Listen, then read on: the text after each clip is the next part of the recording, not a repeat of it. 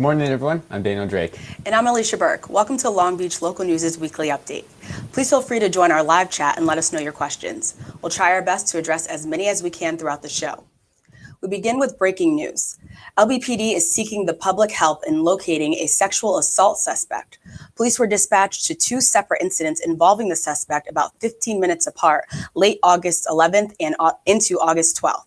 A 22-year-old female victim and a 66-year-old victim both reported an unknown male adult suspect who had broken into their homes and sexually assaulted them. The suspect is described as a black male, 45 to 50 years old, with a dark complexion and a goatee. The suspect was wearing a black hooded jacket, knitted beanie, black jeans, and black shoes. Through their investigation, officers learned the suspect took the second victim's car keys and fled in the vehicle. More information regarding the incident can be found on our website, longbeachlocalnews.com. It's scary stuff. I mean, the surge in violence and the variety of violence that we're seeing in Long Beach right now. Absolutely. Stay safe out there. Please. And speaking of safety, as the Delta variant surges throughout the world and our local community, the Long Beach Unified School District has announced that they will be requiring proof of vaccination or weekly negative COVID-19 tests for all of their employees. This decision will make the LBUSD the largest school system in California to implement this mandate. In addition, Long Beach has become the largest city in California to require vaccinations or testing for city employees, community college employees, and state university systems. As many are eager to have their children return to the classroom, many are wary of the safety of their loved ones. LBUSD relies on the hard work and responsible actions of more than 12,000 teachers and staff members, making this decision pivotal for the significant portion of this community. Since the city of Long Beach's announcement 2 weeks ago, there has been a 40% increase in vaccinations. The spike in vaccinations has gotten the total vaccination rate of the city to a whopping 74% of the population. To learn more about vaccinations and where you can get yours, please visit longbeach.gov. And we actually were following up on this story. We definitely put in our calls and our questions to the Long Beach Unified School District, and they said that they would get back to us when they had a plan. They said that they're still going through with the city to learn the process of how they're going to implement these. So we're just kind of waiting right now. The details and the logistics of how this is going to be managed and organized is complex and still has a lot of decision making. But we literally just yesterday were at the headquarters to speak with hopefully the superintendent. And did get some great information, but they were very clear on they didn't want to put out any information until they were sure and clear on their plan of action. Absolutely. And if you have any questions that you would like us to ask them, definitely let us know and we'll relay those when we can. Definitely. Okay. On Saturday at 11:36 a.m., officers responded to the intersection of Long Beach Boulevard and 52nd Street regarding an injury traffic collision, which resulted in the death of a pregnant female adult and her unborn child. Upon arrival, officers discovered there were 3 vehicles involved in the collision and located a GMC pickup truck in the intersection with 3 injured occupants, a male adult, a female adult, and a male juvenile. The female adult was suffering from critical injuries as a result of the collision, and the male and adult juvenile were suffering from non-threatening life injuries. The Long Beach Fire Department responded to the scene and transported all 3 occupants to a local hospital for treatment. The adult female passenger was determined to be approximately 8 months pregnant, and both she and her unborn child succumbed to the injuries at the hospital. At this time, the female is only being identified as a 23-year-old resident of Long Beach, pending notification of the next of kin by the Los Angeles County Coroner's Office.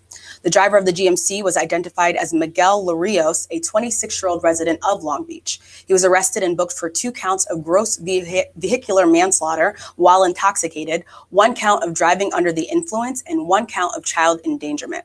Bail was set at $200,000. That's just a sad story. Oh, it's tragic. I can't imagine what that family must be going through. No, yeah.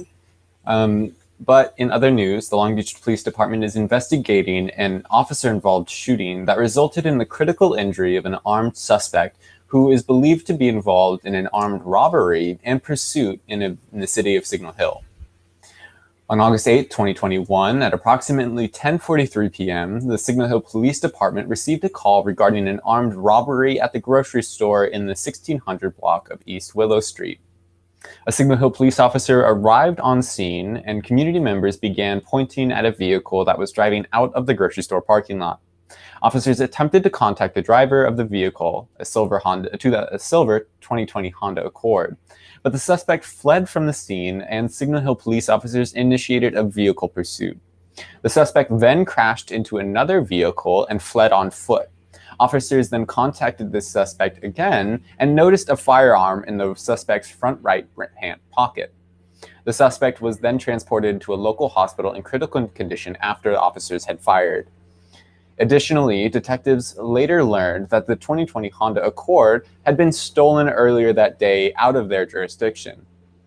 As with all officer-involved shootings incidents, the department will be conducting a complete and thorough multi-level review of the incident. I mean, because a lot of the gun violence we see is involving police, so it is nice to know at least that they're saying that they're going to be doing some thorough research to make sure that it was a responsible incident.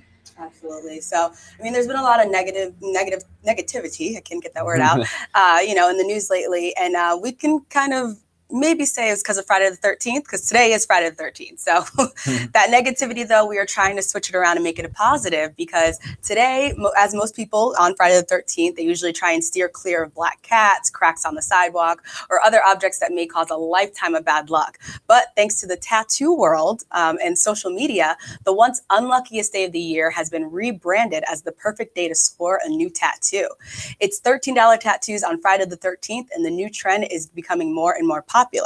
Now, most shops, what they do is they put these flash sheets out on their social media on their social media pages, featuring the different designs that you can get for the day. So most of the tattoos are $13, and there's usually a $7 gratuity, and it usually makes the total about $20. Have you heard of this trend yet? Oh yeah, I've partaken. Yeah, me too, actually. I have a nice little palm tree. I know it's kind of cliche for California, but I have a nice little palm tree on my ankle from it.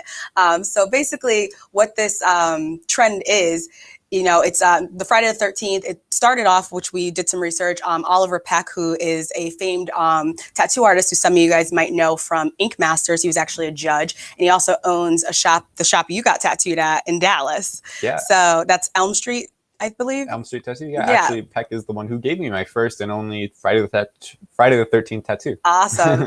So it started with him, and he's also in the Guinness Book of World Records for tattooing the most 13s on a person on Friday the 13th. But it's been just kind of skyrocketing across the country. So in Long Beach, many local shops are planning to offer deals today, but some have modified the tradition to fit their own style and or comply with COVID-19 restrictions.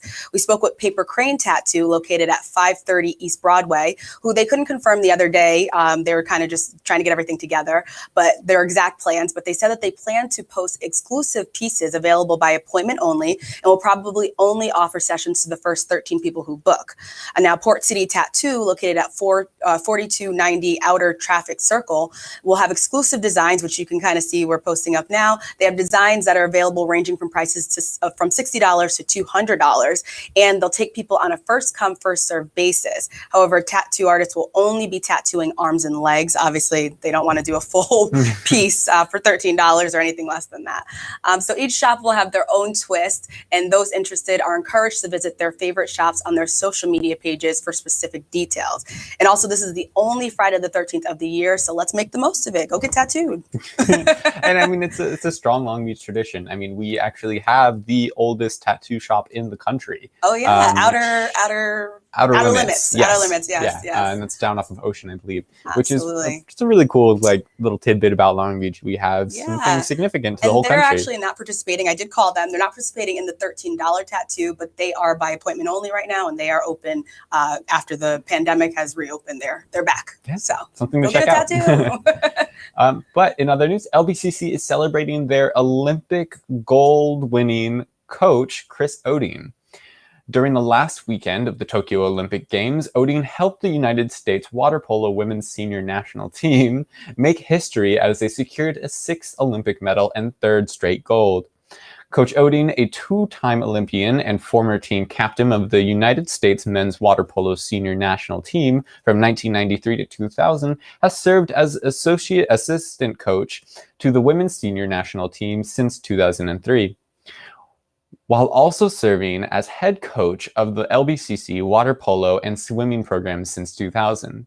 In his time at LBCC, Coach Odin has led the Vikings to over 300 victories and 7 state championships with both men's and women's teams. Huge accomplishment and even longer names. Awesome. Yeah, I don't know much about water polo, but I did watch the Olympics, and I was just Team USA, obviously, all day. So very, very proud of Coach Odin. That's awesome. Oh, definitely. I mean, one of our interns, I believe, Jess Gutierrez, is one of the players either at Cal State or I'm sure. I know they play water polo. I'm not sure if they're currently on the team, but I know this was an exciting story for them to help work on. Awesome. I wish I knew a little bit more. To me, it's like a mix of soccer meets baseball meets swimming meets everything. All while trying not to drown. Yes, that's the big one.